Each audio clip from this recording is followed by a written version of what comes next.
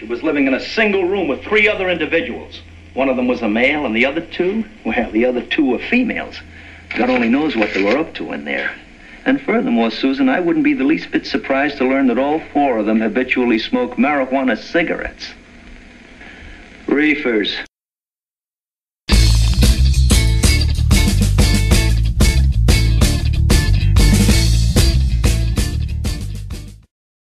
One. Hits! 4. Jesus! The Untold Story. On January 24th, 2002, the Olympic torch was passing through the icy Northlands, known as Alaska, on the way to the Olympic Games in Salt Lake City. In Juneau, the torchbearers were to pass before a school.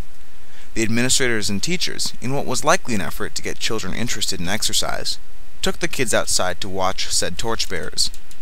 During this school-sponsored rally, the kids became rowdy and impatient, likely because it was past noon and they were not yet stoned. As bottles and snowballs were flung amongst the students, the torchbearers and camera crews passed. While they passed, Joseph Frederick and several accomplices unfurled a 14-foot banner emblazoned with the message, "Bong hits for Jesus." The banner was directed towards students on the other side of the street and was easily readable. Deborah Morse, the school principal, immediately crossed the street and ordered the banner to be taken down.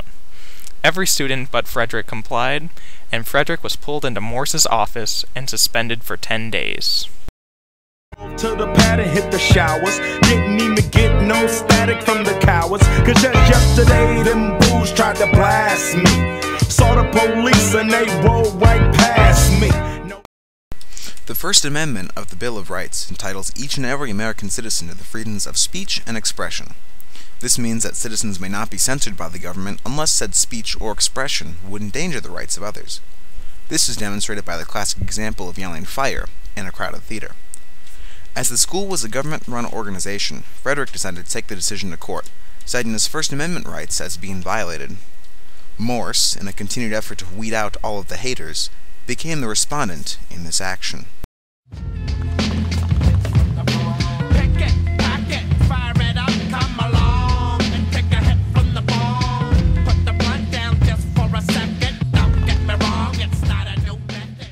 Throughout 2002 and well into 2003, Frederick and Morse battled in court. At first, the courts upheld the opinion of Morse, stating that this was not, as Frederick claimed, an out-of-school speech. However, as Frederick moved up through the appellate courts, the Ninth Circuit Court reversed the decision, claiming that Morse had violated Frederick's freedom of speech. It was now time for Morse to appeal, and Morse became the petitioner and Frederick the respondent, as the battle raged and blazed up to the United States Supreme Court.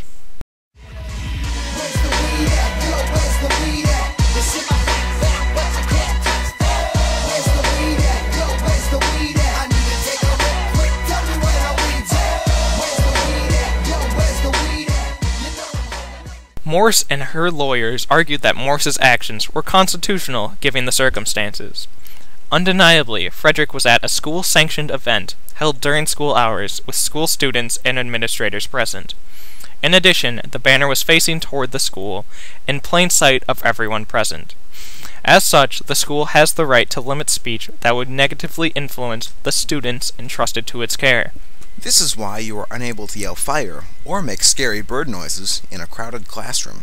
Squaw! Squaw! Squaw! Frederick's sign was not unjustly interpreted as promoting illegal drug use. Consequently, the school was justified in confiscating the contraband banner and suspending Frederick. This is especially evident given the school's anti-drug policies.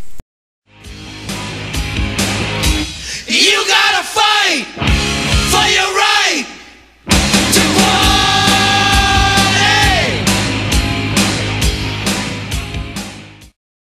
In opposition to Morse, Frederick and his lawyers argued that the message was not intended for other students, but rather to garner the attention of the camera crew following the event.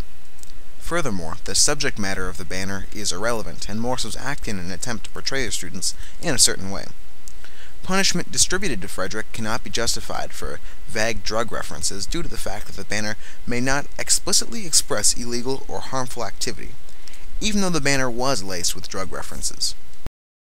Got it, no polish. Boom, tree, bang-a-rang. All these rappers sound the same. Beats sound the same. Raps sound the same. Wings fan the flames. Teeth with the fangs. 10 years in a... The Supreme Court later decided, in a 5-4 ruling, that Morse was justified in her actions. Although it is difficult for schools to take a stand on controversial issues, as precedenced by Tinker versus the Des Moines Independent Community School District, school-aged children are not afforded the same protection under the law as adults. Instead, rights must be applied in light of school environment as established by Hazelwood School District versus Kohlmeyer. As such, the school was justified in its actions and did not violate Frederick's First Amendment rights.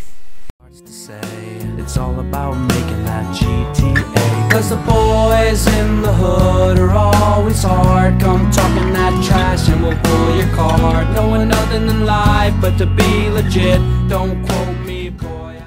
Based on the decision in the landmark Supreme Court case, Morse v. Frederick, schools have the right to restrict their students' freedom of speech.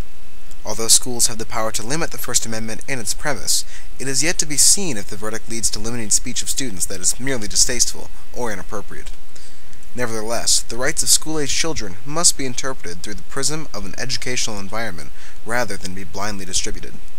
Furthermore, as the dissenting opinion of the decision shows, the freedom of speech, in addition to the rest of the First Amendment, should be protected where it does not directly infringe upon the rights of others.